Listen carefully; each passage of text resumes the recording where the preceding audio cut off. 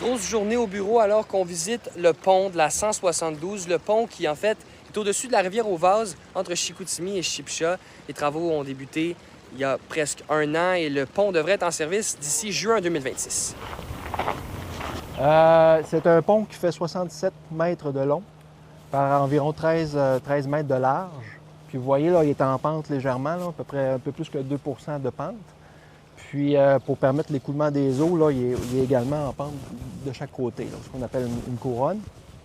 Là, présentement, bien, vous voyez, là, il manque les systèmes de dispositifs de sécurité de chaque côté.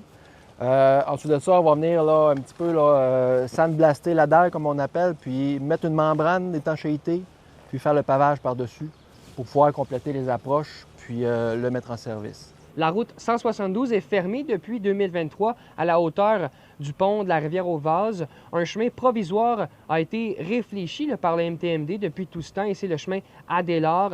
Un plan est pensé par rapport à cette route provisoire. On va réhabiliter la rue Adélard, puis elle était cul-de-sac avant, donc on va la remettre dans cet état-là.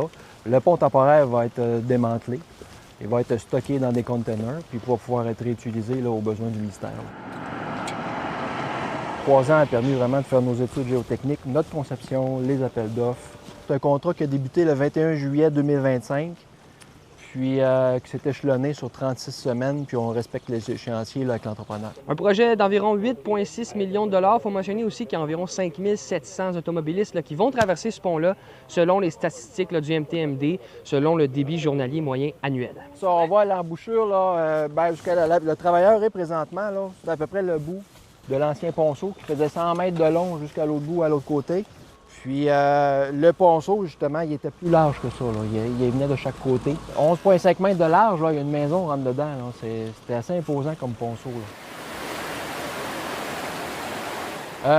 Pour excaver tout le remblai routier qu'il y avait par-dessus le ponceau existant, ça a pris environ 6 000 camions, des 10 roues qu'on appelle. Là. Ça a pris environ 6 000 camions pour un déblai d'environ 60 000 mètres cubes de remblai. C'est l'équivalent d'environ 24 piscines olympiques.